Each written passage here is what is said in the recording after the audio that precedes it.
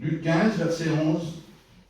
Un homme avait 2 fils, il lui dit. Et le plus jeune dit à son père, « Mon père, donne-moi la part de bien qui me convient. » Et le père leur partagea leurs biens. Il partit pour un pays éloigné, où il vivait dans la débauche. Et une fois qu'il avait tout dépensé son argent, la Bible nous dit qu'une grande famine survient dans ce pays. Et dès qu'il y a eu la famine, il commença à être dans le besoin. Et il alla se mettre au service à l'un des habitants, qui l'envoyait dans les champs pour garder les pourceaux.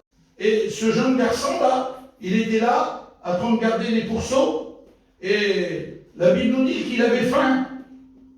Et il avait bien voulu se rassasier des caroubes que mangeaient les pourceaux, mais personne ne lui en donnait. Il n'avait pas le droit d'être avec les pourceaux, il n'avait pas le droit d'en manger du porc en plus.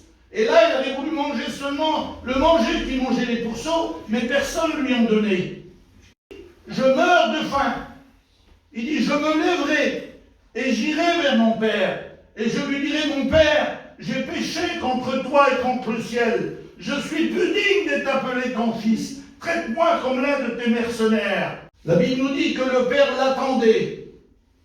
Et de loin, le père l'a vu. Qu'est-ce qu'il fait le père? Il court.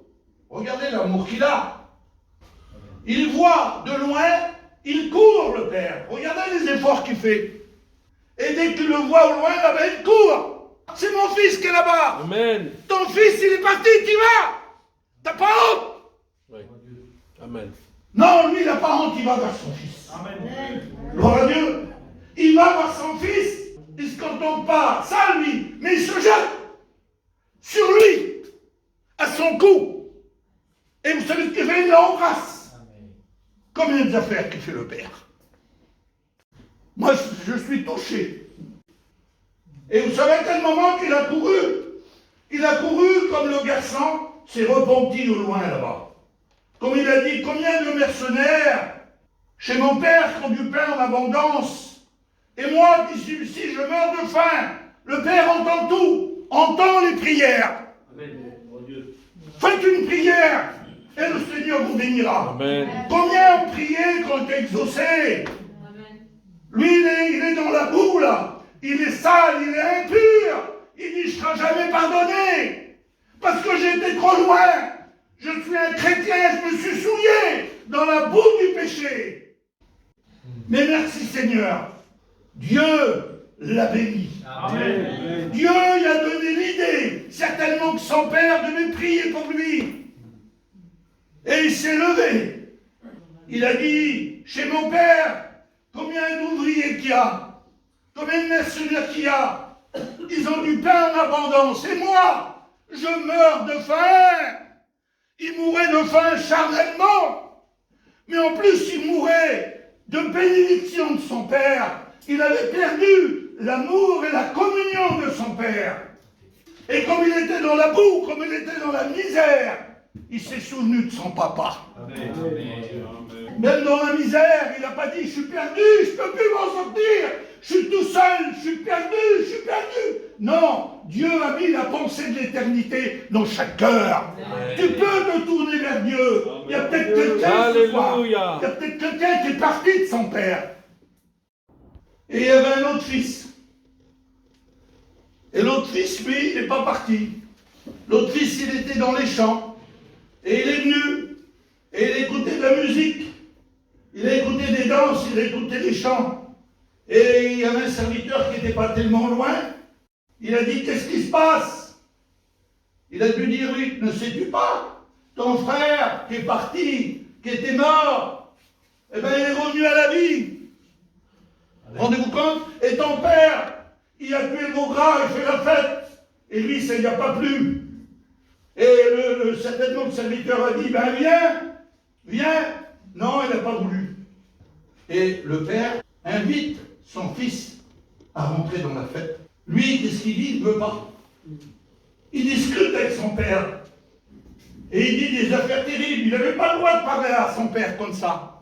C'est un juif, il n'avait pas le droit de parler comme ça. Il a mal parlé, mais on va dire ce qu'il a dit. Ça fait rien. Il a dit, ton fils, qu'a mangé ton père avec les prostituées. Excusez-moi, mais c'est comme ça que c'est marqué dans la Bible. Et tu fais la fête, toi? Mais oui, le père a dit, moi je suis amour, je l'aime bien.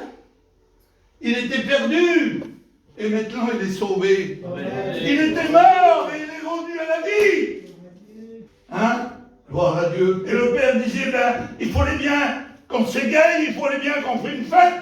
Depuis le temps on pleure, depuis le temps on est triste, on croyait qu'il était mort, et maintenant il est revenu à la vie. Amen. Gloire à Dieu. Amen. Alors ce soir, le Seigneur peut te pardonner si tu veux. Dieu.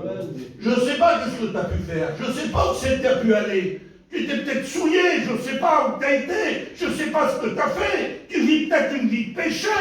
Tu as connu le Seigneur, tu es loin de lui, je ne sais pas. Mais le Seigneur cherche une chose, il veut faire un effort. Amen. Il t'attend et il court chez toi.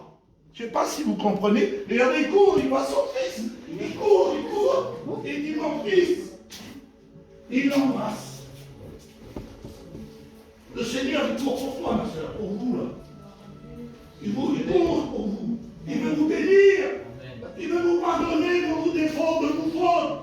Oui, le Père est ému. Il est ému de compassion, le Père. Je ne sais pas si vous le savez. Il est ému de compassion. Il vous aime.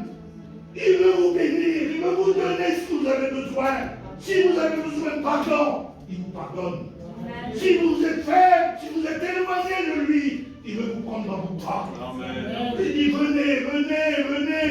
Il y a un festin, il y a une fête pour toi là-bas. Viens, ta robe est détachée, t'es sale. Je veux te donner une belle robe. Amen. Amen. Qui voudra avoir une robe blanche Amen. ce soir? Qui voudrait pardonner, mes frères, de ses péchés, de vos fautes? Le Seigneur court chez toi. Il te prend dans tes bras. Il est prêt à nous embrasser à tous. Amen. Il ne regarde pas nos défauts. Il regarde à nos actes qu'on fait ce soir. Qui voudrait faire un effort ce soir? C'est moi, Marodével, le fils prodigue. C'est moi qui ai parti. Qu'est-ce qu'il a fait le Père pour sauver le monde? Qu'est-ce qu'il a fait le Père? Il a dit, qui enverrai-je? Et une voix s'est fait entendre. Et la voix, c'était Jésus. Il a dit, me voici, Père, envoie-moi. Gloire à Dieu. Merci pour la présence. Jésus est venu, mes amis. Il est là au milieu de nous maintenant. Merci. Merci parce que je veux vous pardonner. Il y avait un homme qui a fait plus grave que le fils prodigue. C'était ces deux hommes, ces deux brigands. Ils avaient triché, ils avaient tué. C'était les gens, Victorio, les plus méchants du monde. Plus méchants que lui, il n'y avait pas. Pourquoi ils étaient méchants? Pourquoi ils étaient comme ça?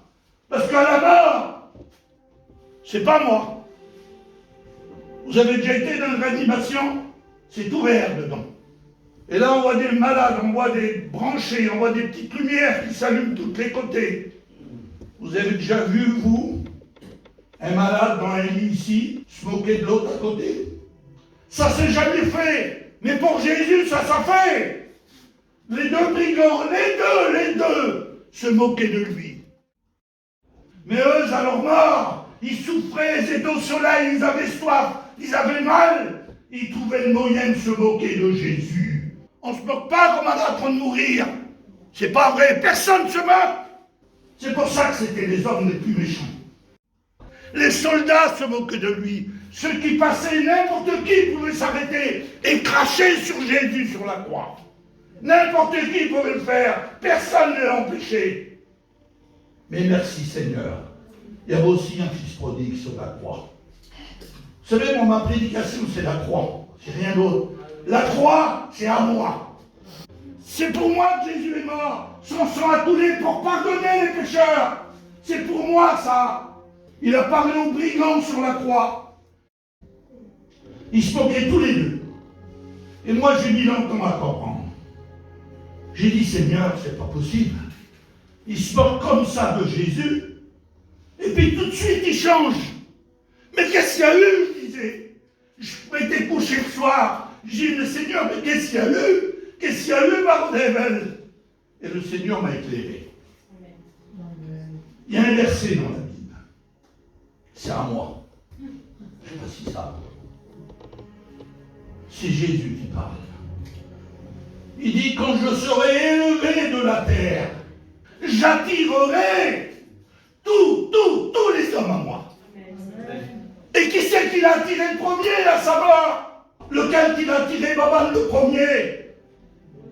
C'était le brigand sur la croix. C'était le plus vilain. Et la prophétie, là, s'est accomplie immédiatement tout de suite. C'était le premier. Le premier, Jésus l'a accepté. Gloire à Dieu. Vous savez ce qu'il a dit, Jésus? Il a dit, aujourd'hui, tu seras avec moi dans le paradis. Il a dit, tu seras avec moi dans le paradis. Il n'y a pas plus beau que le paradis. C'est là la maison de Dieu. C'est là qu'on y sera. Et qui c'est qui a deviné ça? C'est un brigand, un meurtrier, un tueur. Le plus méchant de la terre, c'est lui qui a dit ça. Gloire à Dieu. Qui c'est qui veut être avec lui? Tu veux être avec lui? Amen. Alors tourne-toi vers le Seigneur. Amen. Voulez-vous rentrer, s'il vous plaît? Gloire à Dieu.